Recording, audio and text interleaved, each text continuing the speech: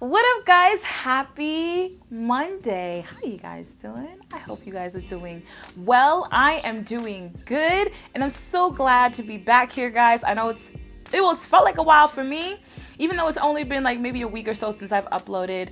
But if you follow me on Instagram, you already know where I have been. I had a good old time, and I appreciate, let me just put this right here. I appreciate when you guys hit me up and let me know that I'm in your side of town or your part of the world. I really appreciate it because it makes me feel like, I don't know, like I have family everywhere, and I really appreciated that. So a few of you guys hit me up when you found out that I was in Ochos Rios, Jamaica. I had myself a really good time. You should definitely follow me on IG if you haven't already. I'll leave the link down below. My screen name somewhere on the screen so you guys can see it.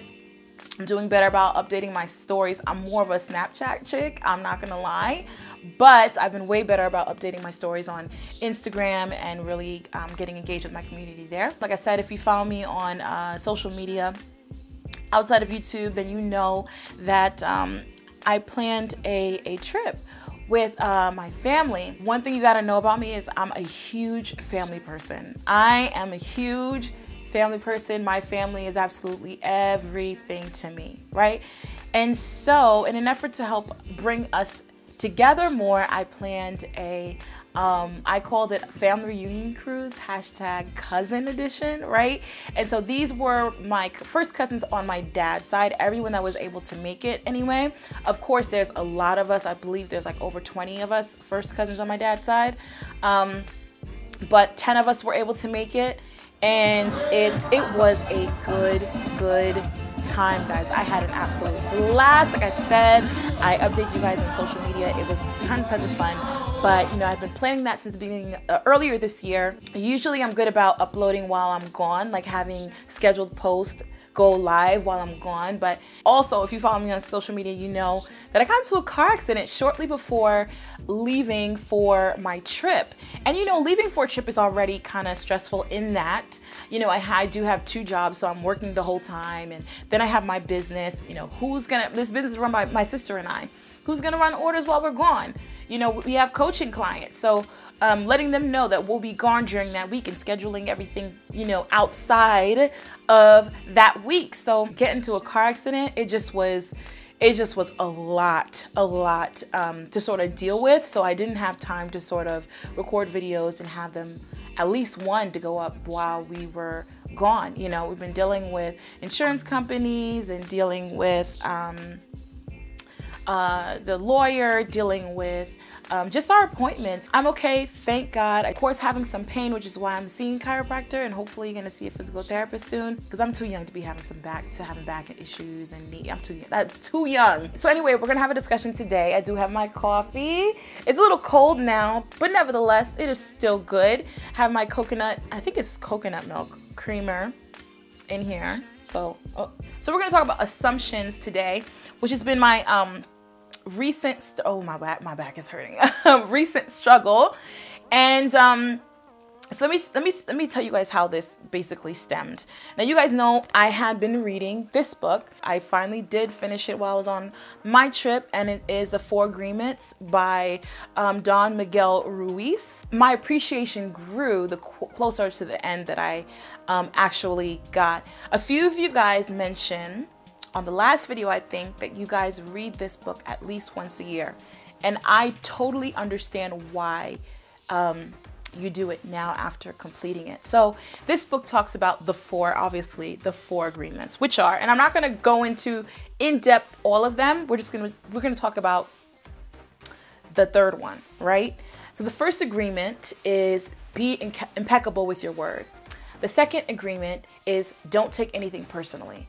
The 3rd agreement is don't make assumptions. And the 4th agreement is always do your best, right? So that's just a snapshot into the 4 agreements. You really have to read the book to truly get it, right? So we've talked about the first agreement, which is being impeccable with your word.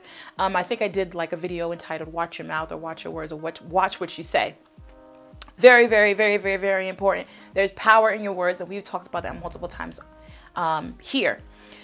But that third one, The second one is tough, right? Not to take anything personally, because of the ego, we always think things are about, I said I was going to go into it. Anyway, the second one is tough, right? The first three are really tough. The fourth becomes easy once you have the first three down packed. But those first three are hard. But number three, okay, is, I think, arguably the most difficult for me personally, right?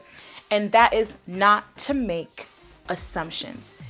There's so much pain. The book refers to it as poison that comes from making assumptions. In a relationship, we make so many assumptions, right?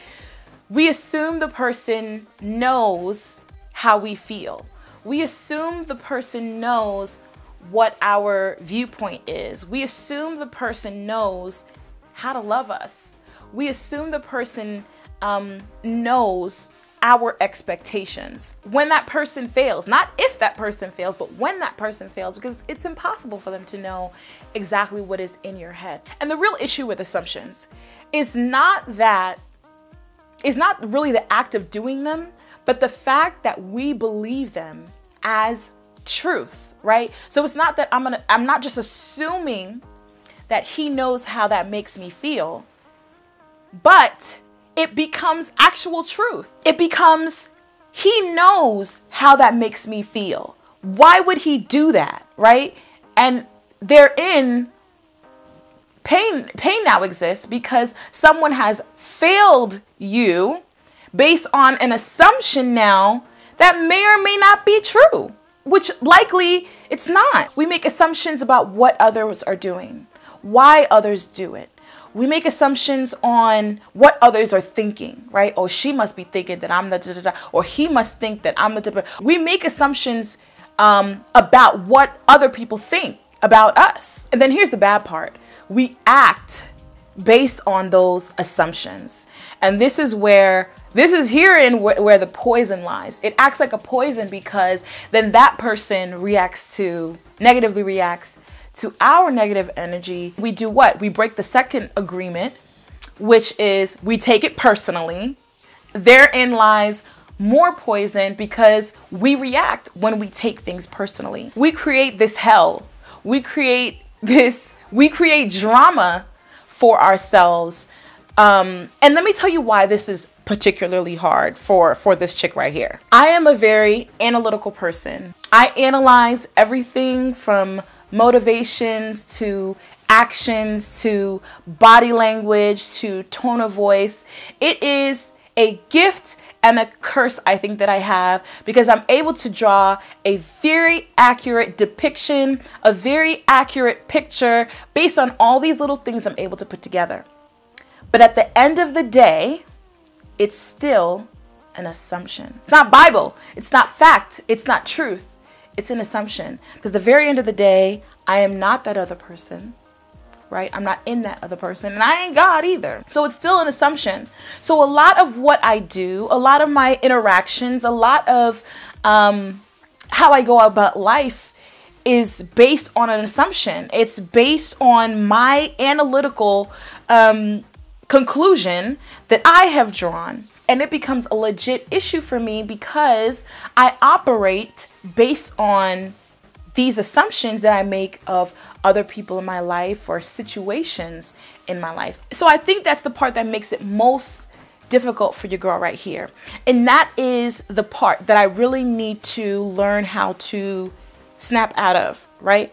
Because I create this reality based on the assumptions that is not fair for the other people involved. It's not fair for myself internally, because a lot of times I set expectations for other people based on my assumptions in my relationships, and they do fail me, right? They do fail me because they don't live up to the expectation that I set.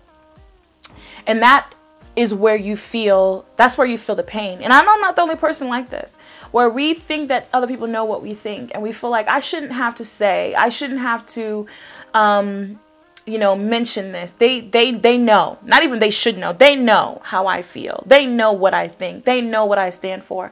But at the end of the day, that's not always true. And what I learned about dealing with people and assumptions and, in relationships in particular is that you have to say what you want. And this I've learned over time. Like this, it's still a learning process for me, but this I did notice that people won't know unless you say. And I had a problem with saying sometimes because it put you in a vulnerable place, right? And I'm not gonna lie, guys, I don't like to be vulnerable. It hurts. Pineapples. It's something that I'm still working on today. But what I understand is I save myself heartache. And I really strengthen my relationship, whatever the relationship is, when I say what I want and what I expect. And it's something that I've learned in dating in particular, and even my platonic friendships, but I think dating in particular, when I verbally say what it is that I want and what it is that I'm looking for very early in the game. Because I think what it does is it helps to set the tone of the relationship, where the relationship is based on, I think, honesty and transparency, which is very important. Also, it's very telling, right? And sometimes it can leave you feeling vulnerable, but I almost rather feeling a little bit naked, no pun intended, than feeling hurt when that other person, you know, fails me somehow. I'll use an example. There was this person that I was really interested in, like I really liked, right? And we were talking and everything like that, and just the way he was interacting with me, I was like, you know, like, oh, this don't seem like someone who's like truly like interested in me. This is someone who probably just wants some fun. We'll just put it like that, right? And so one day, I think because the interactions, he eventually, which guys always do, you know, eventually at some point, they tell us what their intention is, and we could choose to listen or not listen, right? A lot of us like to ignore it, and that's how we end up hurt. So eventually he says to me what his intention is, and I told him, like, first of all, it ain't gonna happen. Second of all, that's not what I'm looking for. And I walked away from that situation feeling really hurt. I felt really hurt and really rejected, because I'm like, how could you think that I'm that type of chick? Like, how could you think that that was going to fly? Like, how could you think, based on the way I was interacting with you, like, how did you not know? You know what I'm saying? Like, I wasn't the one. Like, I'm not the one for that, right? And what I had to own up to is I never said what I was looking for, right? I felt like if I acted a certain way, I was sort of sending that message that he should assume that I'm not that chick. But what I had to learn is I have to learn to say it in the most gentle way, but actually verbalizing it then lets the other person know what my expectation is, what my intention is. And so it's no longer based on this cloudy assumption, but he knows what I'm looking for and what I want. Right? And I think that's important to, in all of your relationships, your platonic relationships or not. If you want the person, if she's a really good friend and you really want her to show up to, you know, your child's second birthday party, you want her to travel out to come, let her know.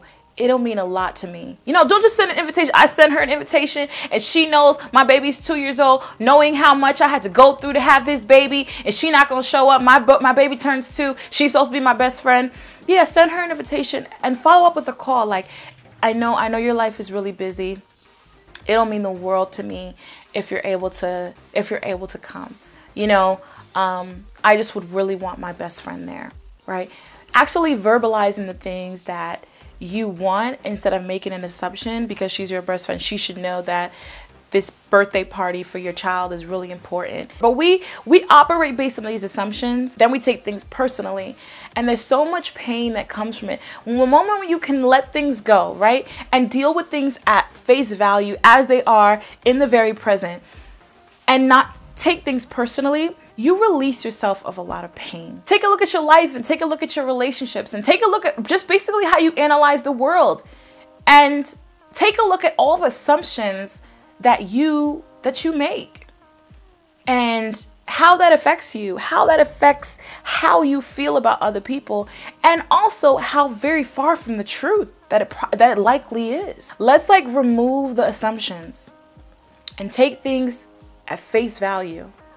Allow time to open up things in front of you, instead of drawing conclusions that could be very far from the truth. And then not take things personally, whether good or bad, because sometimes we take things that are good personally too. The book talks about this, how we even take compliments personally. We give other people's word power over us, right? We agree with what they say. We agree with whatever good they say, and we agree with whatever bad they say. You're beautiful because you are, not because someone else said it. We give other people's word too much power. If we learn to spread life with our words, if we learn to not take things personally, not everything everyone does, it's not all about you, boo. Not everything everyone does is about you. Let me change that. Nothing about what someone else does is about you. People operate in their own emotions, their own pain, their own hurt, their own joy, their own sorrow. And sometimes that is projected towards you. But it's not about you, right? So don't take it personal. Don't make assumptions, right? Drawing conclusions based on your own pain, your own hurt, your own jealousy, your own envy. Don't make assumptions. And the last one, always do your best. So you're going to have to read the book for that one. Guys, it's been lovely talking to you. All right. Sipping some coffee together. So glad to be back. We definitely we'll be back here on Sunday. So check me out. I upload on Sundays and Thursdays. And like I said, I appreciate it. I know I say it every video, but I really, really do. I really feel like you guys are family. Like I said, I have family all around the world. So yeah, guys, thank you so much for tuning in today. I hope you guys have an awesome rest of your day. Don't forget to drop me a comment below. Let me know what you guys thought of this video, what you guys think about assumptions and how they affect your daily life. And yeah, guys, we'll see you guys Sunday. I hope you guys are well and in good spirits. And yeah, I hope you guys are well whenever it is that this video meets you. And I'll see you guys soon. Bye. And as always, God bless.